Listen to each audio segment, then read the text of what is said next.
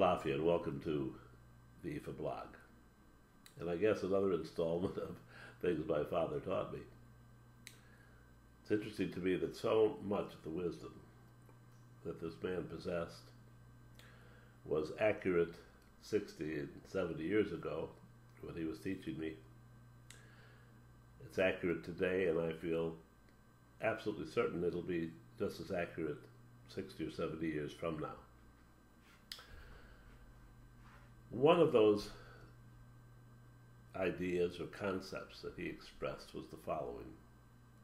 He said, Philip, if you do the very best you can do regarding any problem or difficulty or task that you have at hand or situation that you're confronted with, if you do absolutely everything that you know how, with your full force and your total intellect and your total commitment,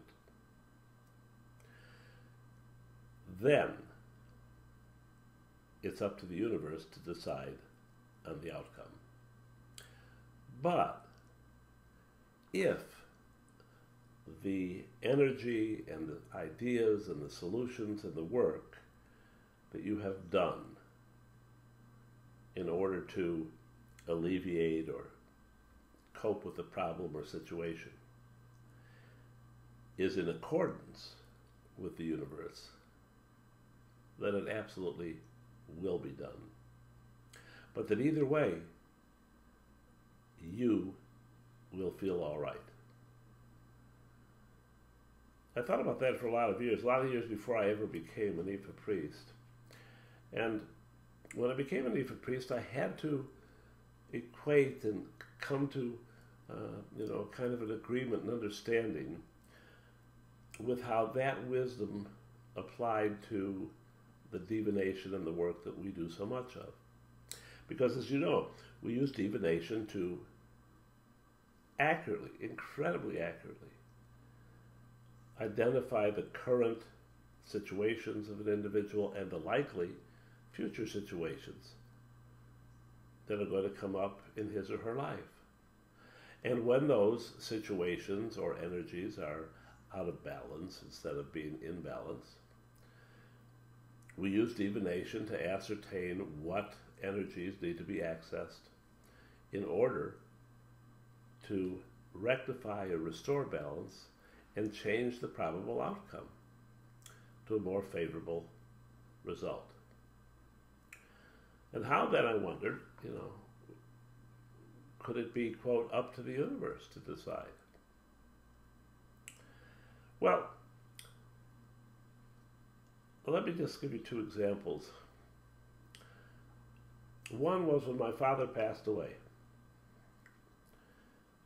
something which had been, by the way, predicted or indicated in my divinations about him and for him for about a year prior to the event, where it indicated that it was approaching his time.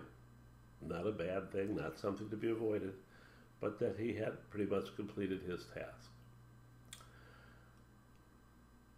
Well, on Christmas Day, the family celebrated, the entire family.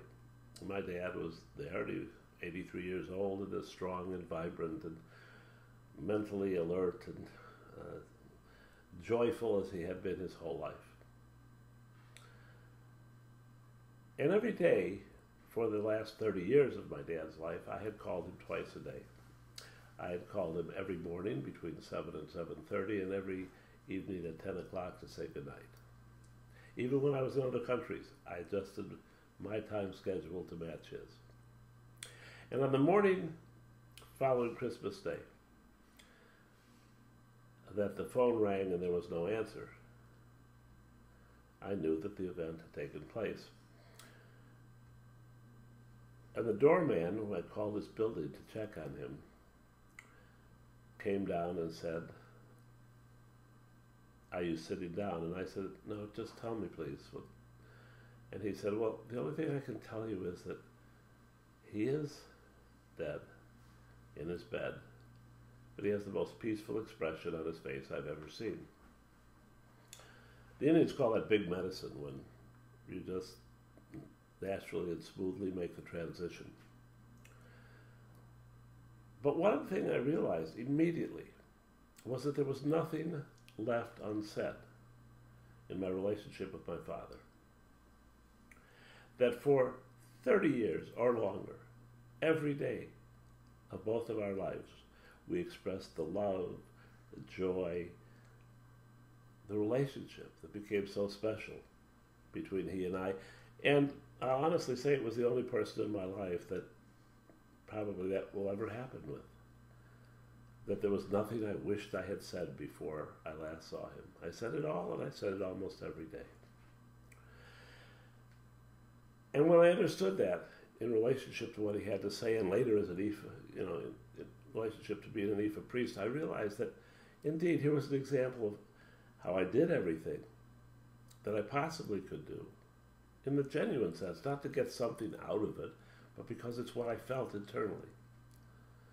And because that kind of relationship of a son to a father is in accordance, is within the makeup or the structure or the design of this universe, it worked out. Recently, one of my little puppies became desperately ill and really looked very much like he was going to die or have to be put down. And I spent 24 hours a day for 2 weeks, not only doing everything that the veterinarian was trying to do, but a whole host of other things for which I'm familiar, from prayer to alternative medicines to my own research. And make a long story short, at the end, I didn't know how it was going to work out. But I realized that if it was within the structure of this universe to let you love an animal with the intensity that I love him,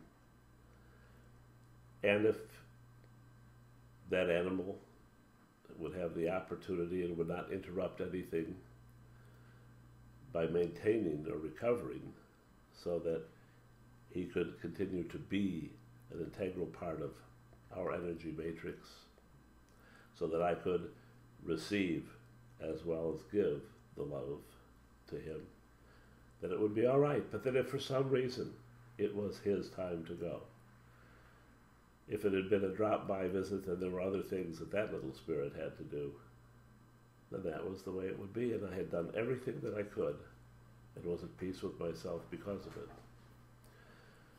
Well, that's how divination works. And that's why it isn't an open sesame or a magical thing, and we aren't ultimately in charge. We're in charge of recognizing what the model and construction and the energy of this universe is and how it works. The symbiosis, the mutual care, all of the awareness that this society has lacked for so many years. But if the divination and if our triangulation and consequently if our intent is within those parameters, and if we do everything that we're supposed to do, then it will indeed work out. But if what we're asking is not in accordance with that, if it's to harm another person or to manipulate another person, or for our short-term interest with no regard to another individual or the planet that we live on or the community we're part of, then it's very possible that it's not going to happen. And indeed, it shouldn't. Divination and Iyanifa are not a jail free card for bad behavior in life. What they are is a doctorate in understanding your own relationship with the whole, and in understanding how to make your life and the lives of those that you care about and who care about you better in the process. Until next time, love and blessings.